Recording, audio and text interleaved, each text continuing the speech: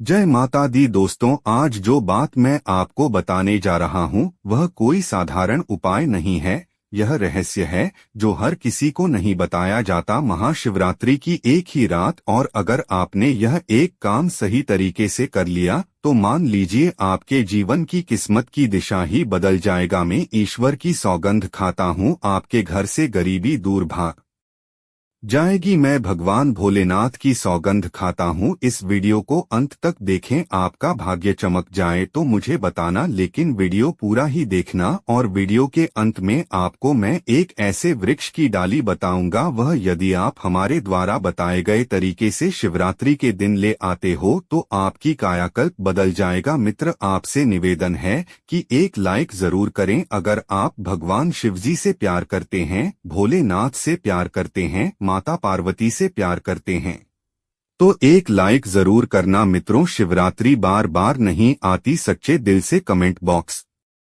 में लिखें हर हर महादेव, जय माता पार्वती। मित्रों, आप यकीन मानो, गुरु परंपरा से प्राप्त यह माह उपाय आपकी काया पलट कर रख देगा। आप दिन दुगनी रात चौगुनी तरक्की करेंगे। मित्रों, ये उपाय हम भी जरूर करते हैं। पौराणिक पुस्तकों और शास्त्रों में लिखा उपाय आज हम आपको बता रहे हैं। ये उपाय महाशिवरात्रि के दिन जरूर करें। मैं ईश्वर की सौगंध खाता हूँ, आपका भाग्य उदय हो जाएगा। दोस्तों, यह उपाय हमें हर महाशिवरात्रि के दिन जरूर करना चाहिए। मित्रों, आपको नमक के डिब्बे में सही मुहूर्त पर महाशिवरात्रि को एक गुप्त चीज को छुपाना है, और इस बार कि हम 100% गारंटी देते हैं कि जैसे ही आप तंत्र शास्त्र के अनुसार उस गुप्त चीज को नमक के डिब्बे में छुपा रखेंगे तो मानकर चलिए, इस उपाय को करने के बाद न केवल आपको आपकी जन्म जन्मांतर की गरीबी, परेशानी, कष्ट, वास्तु दोष और सभी तरह की समस्या से तुरंत के तुरंत मुक्ति मिल जाएगी, बल्कि अगर आपने इस उपाय को 15 फरवरी 2026 महाशिवरात्रि के दिन सही मुहूर्त पकड़ लिया तो मानकर चलिए आपके जीवन में धन की वर्षा होगी। आपके जीवन में धन आने के रास्ते खुल जाएंगे। आपके जीवन में जो धन आएगा उसमें वृद्धि होगी। आपका बंद पड़ा व्यापार चल पड़ेगा। और मान के चलिए दोस्तों, आपके जीवन में आपको सुख, समृद्धि, वैभव, ऐश्वर्य की प्राप्ति होगी। आपके घर की बरकत होगी, आपके घर की उन्नति होगी। यह एक ऐसा उपाय है जो न केवल आपके बल्कि आपके पूरे परिवार के जीवन में एक चमत्कारी और सकारात्मक बदलाव लाएगा। सबसे पहले मित्रों, हम जान लेते हैं महाशिवरात्रि के बारे में। दोस्तों, धर्मशास्त्रों के अनुसार प्रकृति का नियम है कि जो महाशिवरात्रि होती है वह गंगा जल की हर एक बूंद की तरह पवित्र मानी गई है, शुभकारी मानी गई है। हमारे हिंदू धर्म में शिवरात्रि का बहुत महत्व है और यह पर्व फाल्गुन मास के कृष्ण पक्ष की चतुर्दशी को मनाया जाता है। भगवान भोलेनाथ भोले भंडारी है। वे एक लोटा जल से भी प्रसन्न हो जाते हैं, मात्र एक बेल पत्र से भी अति प्रसन्न हो जाते हैं। लेकिन भगवान भोलेनाथ शीघ्र ही गुस्सा भी हो जाते हैं। जहां भगवान भोलेनाथ को कुछ चीजें प्रिय है तो वहीं कुछ चीजें ऐसी भी हैं जिनका भगवान भोलेनाथ की पूजा में अगर इस्तेमाल न किया जाए तो पूजन अधूरा रह जाता है। वहीं कुछ चीजें ऐसी भी होती है जो अगर अनजाने में आप भगवान भोलेनाथ को अर्पित कर देंगे तो से भगवान भोलेनाथ आपसे रुष्ट हो जाएंगे। इसलिए भगवान भोलेनाथ की पूजा करते समय कुछ बातों का विशेष ध्यान रखना चाहिए। आज की इस वीडियो में हम आपको बताएंगे कि महाशिवरात्रि के पावन पर क्या करें क्या न करें, कौन सी ऐसी वस्तुएं हैं जो भगवान भोलेनाथ को अति प्रिय है और कौन सी ऐसी वस्तु है जो भगवान भोलेनाथ को बिल्कुल भी प्रिय नहीं है, और कौन सी वस्तु है जो भगवान भोलेनाथ को भूल से भी अर्पित नहीं करनी चाहिए। लेकिन उससे पहले आपसे विनती करते हैं कि अगर आपने अभी तक हमारे चैनल को सब्सक्राइब नहीं किया है तो चैनल को सब्सक्राइब करके बेल आइकन जरूर दबाई और सच्चे मन से सच्चे हैं हृदय से कमेंट बॉक्स में लिखना ना भूलें ओम नमः शिवाय। तो आइए सबसे पहले जानते हैं कि महाशिवरात्रि के पावन पर्व कर क्या करना चाहिए जिससे भगवान भोलेनाथ और मां पार्वती का आशीर्वाद प्राप्त हो। महाशिवरात्रि के दिन भगवान भोलेनाथ की पूजा सफेद या लाल रंग के वस्त्र धारण करके ही करेगा। सफेद और लाल रंग के वस्त्र धारण कर भगवान भोलेनाथ का पूजन करना बहुत ही शुभ माना जाता है। यदि संभव हो तो इस दिन पूजा में बिना सिले वस्त्र पहने महाशिवरात्रि के पावन पर्व पर भगवान भोलेनाथ की शिवलिंग का पूजन अवश्य ही करें। शास्त्रों के अनुसार महाशिवरात्रि के दिन ही भगवान भोलेनाथ शिवलिंग के रूप में प्रकट हुए थे, इसलिए इस दिन शिवलिंग का पूजन करना सबसे ज्यादा श्रेष्ठ माना जाता है। शिवलिंग का पूजन करने से भगवान भोलेनाथ और मां पार्वती की असीम कृपा प्राप्त होती है। वैसे तो महाशिवरात्रि पर भगवान भोलेनाथ की पूजा रात्रि के चारों पहर में की जाती है, लेकिन भगवान भोलेनाथ का पूजन प्रदोष काल में भी अवश्य करना चाहिए। प्रदोष काल स्वयं भगवान भोलेनाथ का काल होता है। मान्यताओं के अनुसार प्रदोष काल के समय भगवान भोलेनाथ शिवलिंग में विराजमान रहते हैं, इसलिए महाशिवरात्रि के पावन पर्व पर भगवान शिव का पूजन अवश्य ही करें। इस बार पंचांग के अनुसार फाल्गुन माह के कृष्ण पक्ष की चतुर्दशी तिथि की शुरुआत 15 फरवरी 2026 को होगी। दोस्तों, इस साल महाशिवरात्रि 15 फरवरी 2026 को मनाई जाएगी। वैदिक पंचांग के अनुसार फाल्गुन माह के कृष्ण पक्ष की चतुर्दशी तिथि 15 फरवरी 2026 को सुबह 9:11 से शुरू होकर 16 फरवरी 2026 को सुबह 7:40 तक रहेगी। अब बात करते हैं कि आप लोग किस पहर में कितने समय पूजन कर सकते हैं। प्रथम पहर पूजन समय 15 फरवरी को शाम 6:11 से शुरू होगा और समापन रात 9:23 को होगा। दूसरा पहर पूजन समय 15 फरवरी को रात 9:23 से शुरू होगा और समापन 16 फरवरी को रात 12:35 पर होगा। तीसरे पहर पूजन समय 16 फरवरी को रात 3:35 से शुरू होगा और समापन सुबह 3:47 पर होगा। दोस्तों, महाशिवरात्रि का अर्थ होता क्या है? तो सबसे पहले तो यह जान लीजिए आप माह का अर्थ होता है महान। शिवरात्रि का मतलब होता है शिव की रात्रि, अर्थात भगवान शिव जी की महान रात्रि। महाशिवरात्रि इसलिए भी बेहद शुभ मानी जाती है क्योंकि कहा जाता है इस दिन किसी भी व्यक्ति भगवान भोलेनाथ की थोड़ी सी भी पूजा साधना क्रिया कर ली तो उस व्यक्ति के जीवन की सभी मनोकामनाएं पूर्ण हो जाती है। उस व्यक्ति के जीवन के हर कष्ट खत्म हो जाते हैं और उस व्यक्ति के जीवन में धन आना शुरू हो जाता है। इससे भगवान भोलेनाथ अति शीघ्र ही प्रसन्न हो जाएंगे और आपको मनचाहा वरदान देंगे। महाशिवरात्रि पर भगवान शिव के साथ माता पार्वती का पूजा भी अवश्य ही करें। ऐसा करने से आपको भगवान शिव के साथ माता पार्वती का भी आशीर्वाद प्राप्त होगा। दोस्तों, हमारे हिंदू परंपरा में शिवरात्रि का बहुत महत्व है और यह पर्व फाल्गुन मास के कृष्ण पक्ष की चतुर्दशी को मनाया जाता है। माना जाता है कि इसी दिन प्रकाश के रूप में शिव जी प्रकट हुए थे और शिव जी का विवाह माता पार्वती के साथ इसी दिन हुआ था। इस दिन अगर आप सिर्फ पूजा पाठ करते हैं तो यकीनन जीवन में सुख की प्राप्ति होती है। दोस्तों, सभी लोग तमाम तरह के प्रयोग करते हैं, लेकिन अनजाने बस हम कुछ ऐसी गलतियां कर देते हैं कि पूजा में मिलने वाले पुण्य की जगह कहीं न कहीं अभागी हो जाते हैं या फिर तुम्हारी पूजा ही निष्फल हो जाती है। ऐसे में वह कौन सी चीजें हैं जिन्हें भूलकर भी नहीं करना चाहिए शिवजी की पूजा में और कैसे बचें आइए जानते हैं। लेकिन दोस्तों, उससे पहले आपसे रिक्वेस्ट करते हैं कि वीडियो को लाइक करें, दोस्तों को शेयर कर दीजिएगा और सच्चे दिल से कमेंट बॉक्स में हर हर महादेव लिख दीजिए। आपने अभी तक चैनल को सब्सक्राइब नहीं किया है तो चैनल को सब्सक्राइब करके इस बेल आइकन को जरूर दबाइए। दोस्तों, सबसे पहले हम आपको बता दें, जब भी आप शिवालय जाएं और जल अर्पित करें तो जहां पर से जल्द बाहर निकलता है उसको कभी मत लांघ है, उसे हम जलहरी कहते हैं। उसे लांघना नहीं चाहिए, उसे लांघने से बहुत दोष लगता है, आपका स्वास्थ्य भी खराब हो सकता है। दूसरी बात, आपने देखा होगा कि कभी शिवलिंग की पूरी परिक्रमा नहीं की जाती, आधी परिक्रमा जरूर करें। और दोस्तों, तुलसी के पत्ते कभी भी शिवजी को अर्पित करें। शिवलिंग पर तुलसी नहीं चढ़ाई जाती क्योंकि तुलसी को श्राप मिला हुआ है। तुलसी का नाम सुनते ही मन में पवित्रता, आस्था और भक्ति का भाव जाग उठता है। लेकिन बहुत कम लोग जानते हैं कि तुलसी का संबंध एक गहरी पौराणिक कथा से जुड़ा हुआ है। मान्यता है कि पूर्व जन्म में तुलसी का नाम वृद्धा था। वृंदा अत्यंत पतिव्रता और धर्मपरायण स्त्री जो जालंधर नामक एक शक्तिशाली राक्षस की पत्नी थी।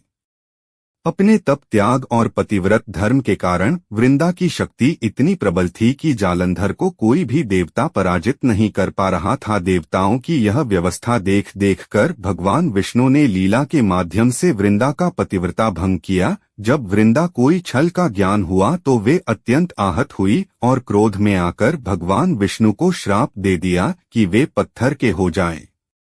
उसी श्राप के प्रभाव से शालिग्राम की उत्पत्ति मानी जाती है। इसके बाद वृंदा ने स्वयं को अग्नि में समर्पित कर दिया। कहा जाता है कि जिस स्थान पर वृंदा ने आत्मदाह किया वहीं से तुलसी का पौधा प्रकट हुआ। इसी कारण तुलसी को वृंदा का ही दिव्य रूप माना जाता है। मान्यताओं के अनुसार वृंदा ने भगवान शिव को भी श्राप दिया था कि उनकी पूजा में कभी तुलसी दल का प्रिय योग नहीं किया जाएगा। यही कारण है कि शिव पूजा में तुलसी का उपयोग वर्जित माना गया है। शिव जी वैराग्य के प्रतीक है, इसलिए उनसे जुड़ी पूजा में स्त्री सौंदर्य से जुड़ी वस्तुएं जैसे सिंदूर, चूड़ी, बिंदी आदि अर्पित नहीं की जाती। कई बार भक्त अनजाने में शिवलिंग पर सिंदूर चढ़ा देते हैं, लेकिन शास्त्रों में इसे उचित नहीं बताया गया है। इसी तरह पूजा के दौरान अति भी 1-2 मानी जाती है। बहुत अधिक मात्रा में दूध, जल या अन्य द्रव अर्पित करना भी सही नहीं माना जाता, क्योंकि हर वस्तु मर्यादा में रहकर ही अर्पित की जानी चाहिए। पूजा के समय वस्त्रों का भी विशेष महत्व बताया गया है। शिव पूजन के लिए सफेद या लाल रंग के वस्त्र धारण करना शुभ माना जाता है। महाशिवरात्रि के दिन जब शिवलिंग पर जल अर्पित किया जाता है तो जल के साथ दूध, दही, घी, शहद और शक्कर भी चढ़ाई जा सकती है। इसे पंचामृत अभिषेक कहा जाता है, जो अत्यंत फलदायी माना जाता है। हालांकि यह ध्यान रखना चाहिए कि प्रसाद को सीधे शिवलिंग के ऊपर नहीं रखना चाहिए। यदि प्रसाद अर्पित करना हो तो उसे शिवलिंग के पास किसी पात्र में रखकर निवेदन करना चाहिए। महाशिवरात्रि की पूजा यदि रात्रि के समय विशेष रूप से प्रदोष काल में की जाए तो उसका फल कई गुना बढ़ जाता है। इस दिन रात्रि जागरण का भी विशेष महत्व माना जाता है कि जो भक्त पूरी रात जागकर भगवान शिव का स्मरण करता है उसकी सभी मनोकामनाएं पूर्ण होती है। लेकिन पूजा के दौरान यह भी ध्यान रखना आवश्यक है कि कुछ विशेष फूल ऐसे होते हैं जिन्हें शिवलिंग पर अर्पित नहीं करना चाहिए। इस दिन को अत्यंत मंगलकारी माना गया है और ऐसा विश्वास है कि यदि श्रद्धा और नियमों के साथ पूजा की जाए तो भगवान भोलेनाथ स्वयं भक्त के घर में स्थायी रूप से वास करते हैं। महाशिवरात्रि का शुभ संयोग वर्षों बाद आता है, इसलिए इस दिन व्रत रखना विशेष फलदायी माना गया है। यह भी कहा जाता है कि इस व्रत को श्रद्धा से करने पर भगवान शिव भक्त की हर मनोकामना पूर्ण करते हैं। लेकिन व्रत के दौरान कुछ ऐसी गलतियां होती हैं जिनसे भगवान शिव प्रसन्न न हो सकते हैं और व्रत का फल नष्ट हो सकता है। शास्त्रों में स्पष्ट बताया गया है कि व्रतधारी को उधार मांगकर फल या अन्य व्रत आहार नहीं खाना चाहिए। ऐसा करने से व्रत अधूरा माना जाता है और पाप का भागी बनना पड़ता है। चाहे महाशिवरात्रि का व्रत हो या कोई अन्य व्रत, किसी से मांगकर भोजन करना अनुचित माना गया है। यदि कोई व्यक्ति अपनी इच्छा से व्रतधारी को कुछ करने के लिए दे देता है तो उसे ग्रहण किया जा सकता है, लेकिन स्वयं मांग कर लेना वर्जित है। व्रत के दौरान सत्य का पालन करना भी अत्यंत आवश्यक है। ईश्वर की शरण में जाकर झूठ बोलना, चुगली करना या किसी से कर्ज लेना अनुचित माना गया है। ऐसा करने से व्रत की पवित्रता नष्ट हो जाती है। इसी तरह सोमवार या महाशिवरात्रि का व्रत में नाशपाती फल खाने की मना की बताई गई है। नाशपाती शब्द का अर्थ ही नाश करने वाला माना जाता है, इसलिए इस फल को व्रत में नहीं खाया जाता और न ही भगवान को अर्पित किया जाता है। अन्य दिनों में इसका सेवन किया जा सकता है, लेकिन व्रत के दिन इससे दूरी रखनी चाहिए। व्रत में कुट्टू के आटे का उपयोग आम है, लेकिन यदि आटा बहुत पुराना हो तो यह व्रत भंग कर सकता है। पुराने आटे में घुन या सूक्ष्म कीड़े हो सकते हैं जो दिखाई नहीं देते। ऐसे आटे का सेवन करने से अनजाने में जीव हिंसा हो जाती है, जिसे व्रत में घोर पाप माना गया है। इसलिए व्रत में हमेशा ताजा और शुद्ध भोजन ही करना चाहिए। महाशिवरात्रि का दिन अत्यंत पवित्र माना गया है, इसलिए कुछ वस्तुएं ऐसी हैं जिन्हें भगवान शंकर के पास भूलकर भी नहीं रखना चाहिए। जहां शिवलिंग या भगवान शिव की खटीमा हो वहां जूते चप्पल पहनकर जाना वर्जित है। जैसे हमें अपने निजी स्थान में गंदगी पसंद नहीं होती, वैसे ही भगवान के स्थान पर भी अपवित्रता स्वीकार्य नहीं है। मंदिर में हमेशा नंगे पांव ही प्रवेश करना चाहिए। शास्त्रों के अनुसार शारीरिक शुद्धि की अवस्था में पूजा पाठ करना वर्जित है।